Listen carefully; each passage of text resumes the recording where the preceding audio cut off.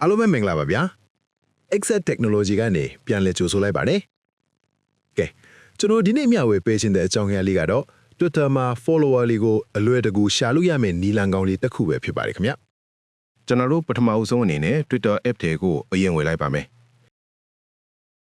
ပြီးတော့ရင်တော့အောက်ဆုံးသားလေးမှာရှိတဲ့ search icon လေးကိုနှိပ်လိုက်ပါမယ်โอเคပြီးရင်တော့အပေါ်ဆုံးက search bar မှာ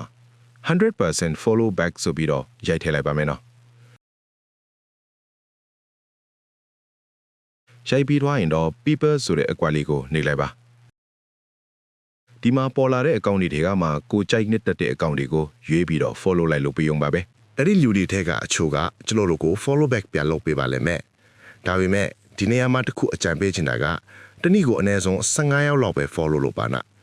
တနေ့တည်းမှာအများကြီးအလိုတကြီးလုပ်လိုက်ရင်တော့ account lock ကြတာတို့ account suspended ဖြစ်တာတို့ထပ်တယ်လို့သတိထားစီချင်ပါတယ်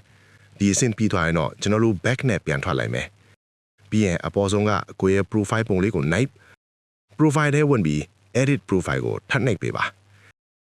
အဲ့ဒီမှာ bio ဆိုတဲ့နေရာလေးမှာလည်း 100% follow back ဆိုတဲ့စာသားလေးကိုရိုက်ထည့်ပြီးအပေါ်က save ကိုနှိပ်လိုက်ပါမယ်ဒါဆိုရင်တော့တခြားသူတွေကလည်းကျွန်တော်တို့ရှာခဲ့သလိုပဲကျွန်တော်တို့အကောင့်ကိုလိုက်ရှာပြီး follow လာလို့ကြပါလိမ့်မယ်တကယ်လို့သူတို့က follow လာလို့ခဲ့ရင်လည်းကိုက follow back လေးပြန်လုပ်လိုက်ပေါ့နော် Okay ဒီလိုမျိုးနီးပညာနဲ့ပတ်သက်တဲ့သင်ခန်းစာအသစ်တွေကိုအမြဲလေ့လာခြင်းရင်တော့ကျွန်တော်တို့ရဲ့ channel လေးကို subscribe လုပ်ထားဖို့မမေ့နဲ့ဦးနော်ဒီနေ့အတွက်ဗီဒီယိုလေးကတော့ဒီလောက်ပါပဲအားလုံးပဲအဆင်ပြေကြပါစေခင်ဗျာ